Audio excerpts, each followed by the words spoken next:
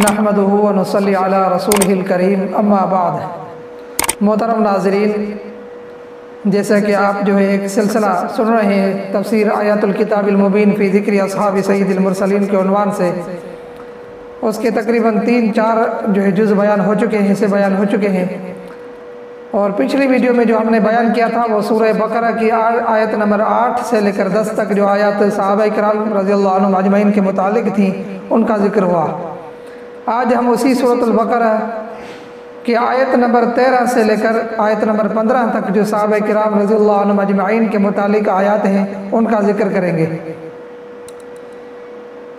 सूरतुल बकरा मदनिया, इसके अंदर बहुत सारी आयत हैं जैसे कि पहले भी आपको बताया। तो आज का जो दर्स होगा वो आयत नंबर 13 से लेकर 15 तक होगा। बिस्मिल्लाहिर्रहमानिर्रहीम। व इज़ा क़ील लहुम आमिनू कमा आमनन्नासु क़ालू अनुमिनु कमा आमनस्सुफ़हा। और जब उनसे कहा जाता है कि तुम भी इसी तरह ईमान ले आओ जैसे दूसरे लोग ईमान लाए हैं, तो वो कहते हैं क्या हम भी इसी तरह ईमान लाएं जैसे बेवकूफ़ लोग ईमान लाए हैं। अला इन्नहुम हुमुस्सुफ़हा, खूब अच्छी तरह सुन लो कि यही लोग बेवकूफ़ हैं। वलाकिन ला यअलमून, लेकिन वो ये बात नहीं जानते। व इज़ा लक़ुल लज़ीना आमनू क़ालू आमन्ना, और जब ये उन लोगों से मिलते हैं जो ईमान ला चुके हैं तो कहते हैं कि हम ईमान ले आए। व इज़ा खलऊ इला शयातीनिहिम क़ालू इन्ना मअकुम इन्नमा नहनु मुस्तहज़िऊन, और जब ये अपने शैतानों के पास तन्हाई में जाते हैं तो कहते हैं कि हम तुम्हारे साथ हैं, हम तो मजाक कर रहे थे।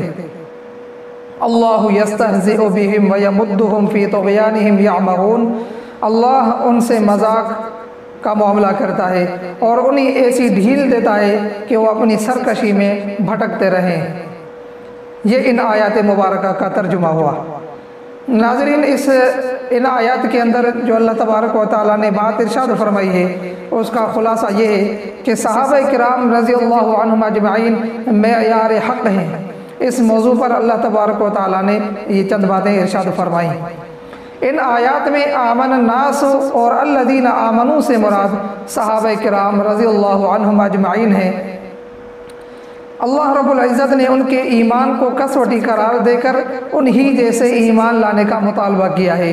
तमाम ईमान वालों से यही अल्लाह ताला ने मुतालबा फरमाया कि तुम भी इसी तरह ईमान ले आओ जिस तरह सहाबा ने ईमान लाया है। सहाबा किराम रज़ियल्लाहु अन्हुम अजमईन का ईमान एक दायमी मिक़यास, पैमाना और कसवटी है जिस पर बाकी उम्मत का ईमान परखा जाएगा।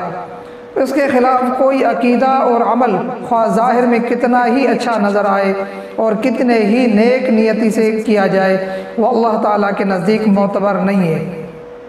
हर ज़माने में गुमराहों का यही तरीका रहा है कि जो भी राह रास्त की तरफ उनकी रहनुमाई करता है वो उसको बेवकूफ़ करार देते हैं। मगर कुरान करीम कहता है दर हकीकत यही लोग बेवकूफ़ हैं कि ऐसी खुली और वाज़ेह निशानियों पर भी ईमान नहीं रखते।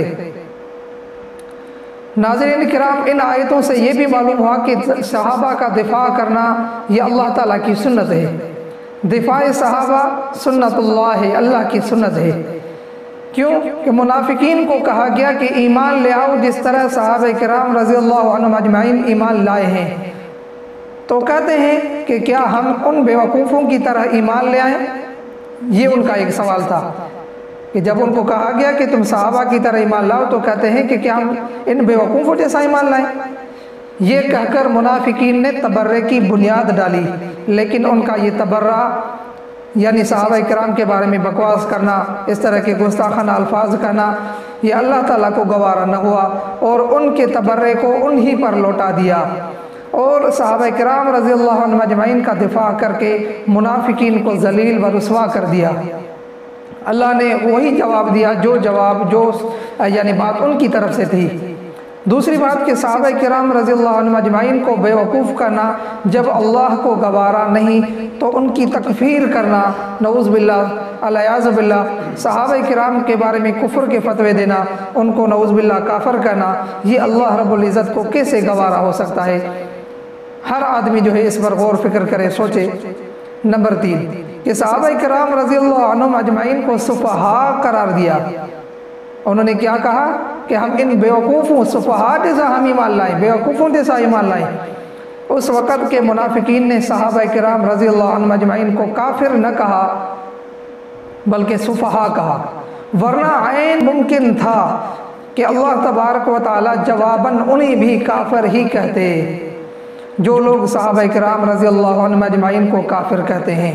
اگر جواباً ان کو کافر کہا جائے وہ اس پر سیخ پا نہ ہو، وہ اس بات پر ناراض نہ ہو، کیونکہ وہ اس رد عمل کے خود ذمہ دار ہیں، کیونکہ جو الفاظ وہ بول رہے ہیں اور اس وقت کے منافقین نے صحابہ کے بارے میں کہے تھے، اللہ تبارک و تعالیٰ نے جواب میں وہی بات ارشاد فرمائی کہ الا انہم ھم الصفا، یہی لوگ بیوقوف ہیں۔ لہٰذا جو لوگ صحابہ کرام کی اس طرح کی بکواس کرتے ہیں ان کو اپنے فعل پر نادم ہونا چاہیے اور اپنے فعل کی ان کو جو ہے وہ نظر ثانی کرنی چاہیے کہ ہم کیا بول رہے ہیں، ہم کس طرح کے الفاظ بول رہے ہیں۔ بس دعا ہے کہ اللہ تبارک و تعالیٰ جو کہا اللہ اپنی بارگاہ میں قبول و منظور فرمائے۔ وآخر دعوانا ان الحمد للہ رب العالمین۔